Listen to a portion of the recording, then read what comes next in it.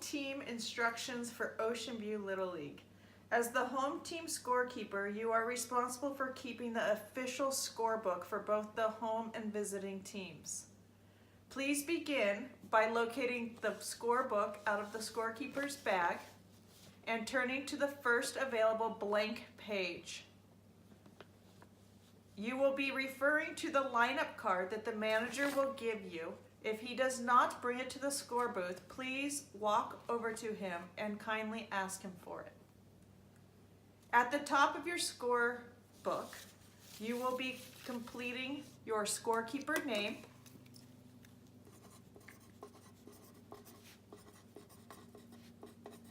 the umpire names.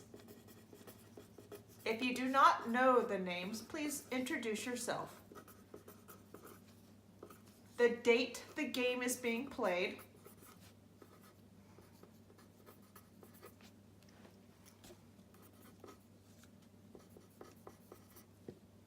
and then completing the batting order for each team on the left-hand side.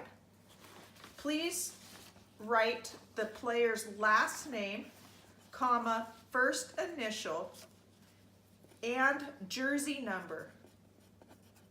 You are not required to complete their positions on this page. The batting order is consecutive, which means there are no substitutes, and every player will bat in order before going through the lineup a second and third time. It is important to fill out the lineups prior to the game beginning, as it does take some time.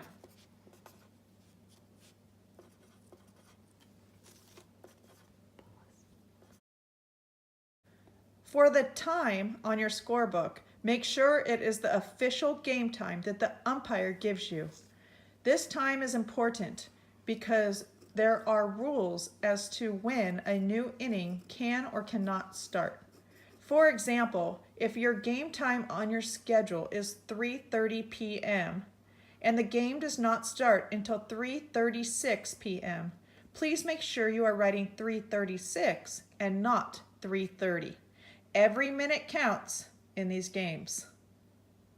Once your lineup is on your scorebook, please write the jersey number of the first pitcher for the opposing team at the top of the first inning. This will be important when counting pitches and referring to the pitch count log at the end of each inning. I am going to talk you through some different scenarios that may happen, and we will show you how to correctly scorekeep them. Please watch carefully as you listen. First pitch, strike.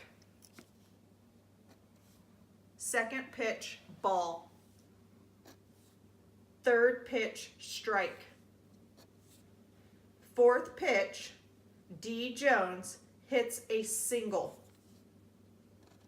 Draw a line from home plate to first base and circle the 1B. We do not need to show where the ball was hit. We only need to show that he reached first base, and he reached first base on a single. Next batter, J. Smith. First pitch, strike. Second pitch, strike. Third pitch, he strikes out swinging. You will write a forward K. You will take your red pen, write a 1 with a circle around it in his cell. That is showing us that we now have 1 out. The next batter is R. Williams. He hits the first pitch to center field, and the center fielder catches the ball. We will record that as an F8. He flew out to position 8, which is center field. Since he's out, you will take your red pen, write the number 2, and put a circle around it. Our next batter is M. Arnold. First pitch, ball. Second pitch, ball. Third pitch, strike. Fourth pitch, he hits a single. You will draw a line from home plate to first base and circle the 1B. Since he is now on first base, we need to go up to our first batter, D. Jones, and advance him from first base to second base. We do not need to make any markings, as we know he was advanced on Arnold's single. Our next batter is R. Brown. Pitch number 1, ball. Pitch number 2, ball. Pitch number 3, ball. Pitch number 4, ball. He has walked.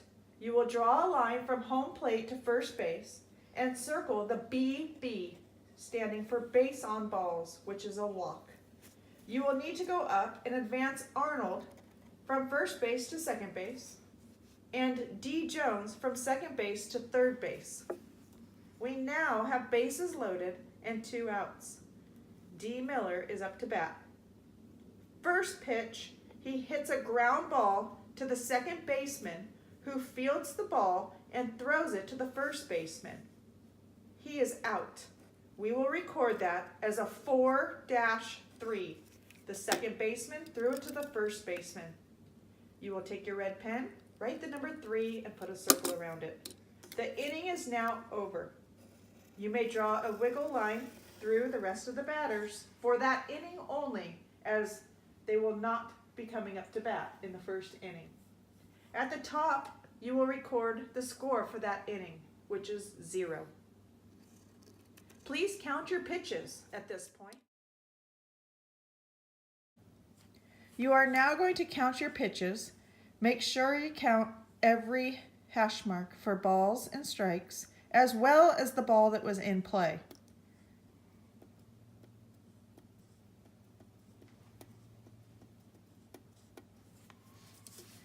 At the bottom of the inning, you will write the total number of pitches and put a circle around it.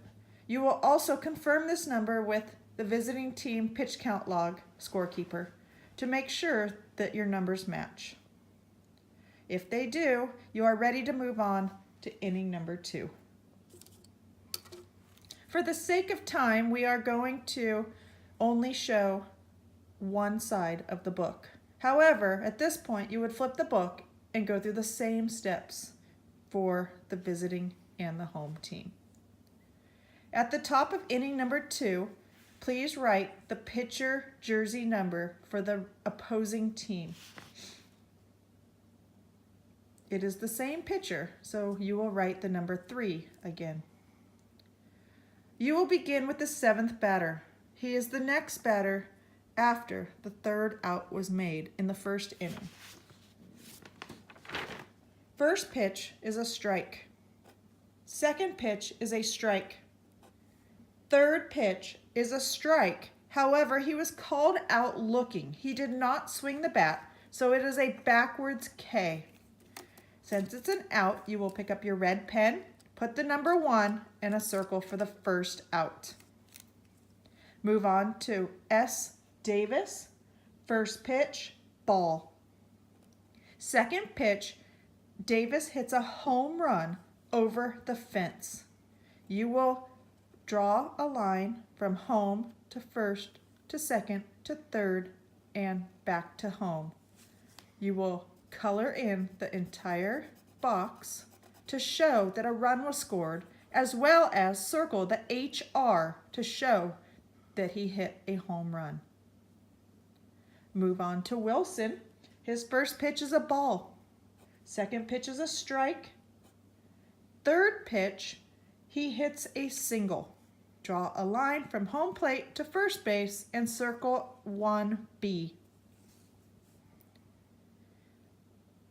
M. White is our next batter. On the first pitch, he was hit by the ball, which is called a hit by pitch.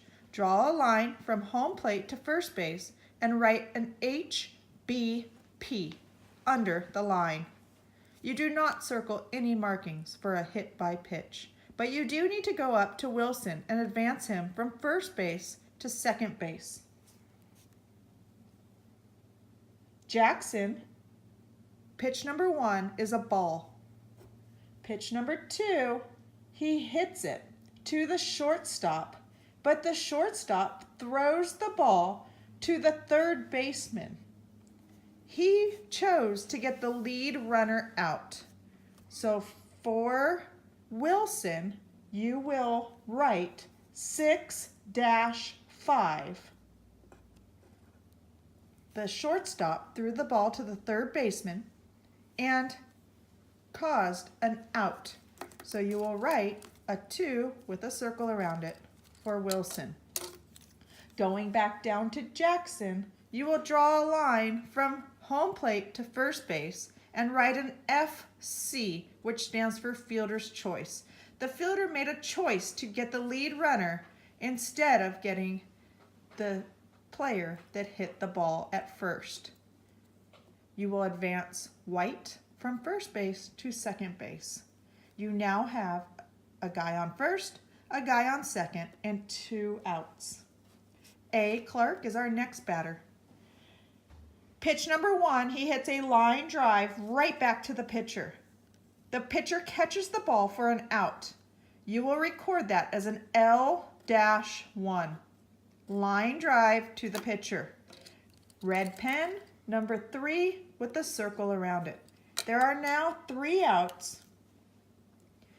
So you need to count the pitches. Don't forget to count the ball that was in play. Record it at the bottom with a circle around it. Check with your pitch count log scorekeeper and confirm that it is the same number. You may connect the 2 numbers for a total so far. This will come in handy when we're adding up the pitch counts as the game progresses. Notice that 1 run was scored, so please record that at the top. And make sure that the score matches on the scoreboard. The score is now 1-0. We are entering the 3rd inning, and the pitcher's jersey number is still number 3. We are going to start with our first batter, Jones. The first pitch is a ball. Second pitch is a ball. Third pitch is a strike. Fourth pitch is a ball. And on the 5th pitch, Jones swings to hit the ball, but he hits the catcher's glove. That is a catcher's interference. You will draw a line from home plate to first base and write the letters CI for catcher's interference under the line. You will not circle a single for this. The next batter has strike 1. Strike 2, foul ball. There are no other spots to make a strike, so you will put a dot next to the strike boxes. His 4th pitch, he hits another foul ball. Add another dot so that we are accurately counting his pitches. On the 5th pitch, he hits a triple. So you will draw a line from home plate to first to second and all the way to third, and you will circle the 3B to stand for a triple. The next batter is Williams. Please note that Jones did score on the triple, so you will be coloring in his box. Back down to Williams. First pitch, Williams hits the ball to the second baseman. The ball goes under his glove, but it was a playable ball, so there is an error on the second baseman. You will draw a line from the home plate to the first base, and you will write E4. That is how he reached first base. He did not earn a single. He earned the base because of an error on the second baseman. Going down to Arnold, first pitch is a ball. Second pitch, he hits a double. You will draw a line from home plate to first and from first to second and circle the 2B to stand for a double. At this point, you will go up and Smith scores on the double. color in the box, and advance Williams all the way to third. Our next batter is R. Brown. Ball 1, ball 2, strike 1, and he hits a ball to left field. The left fielder had it in his glove, but he dropped it, which is another error. You will draw a line from home plate to first base and write E7. You will not circle 1B. On that play, Williams came home and Arnold went to third. Please color in Williams' box to show that another run was scored.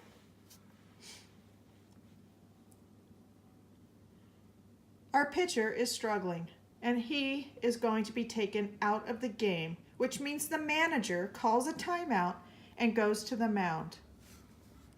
We call that a TTM, trip to mound. Please record that in the scorebook. He will make a pitching change, and he will bring in jersey number 6. So at the top of inning 3, make a slash mark and now write the number 6. Please make a notation of where the new pitcher is starting in the lineup. Make a wiggle line across the bottom of the cell. This will designate that it's a new pitcher, and when we do our pitch counts, we will make sure that we associate them with the correct pitcher. Our next batter is D. Miller. Ball 1, strike 1, strike 2. He swings and he misses for strike 3, swinging. Make a forward K and out number 1 with your red pen.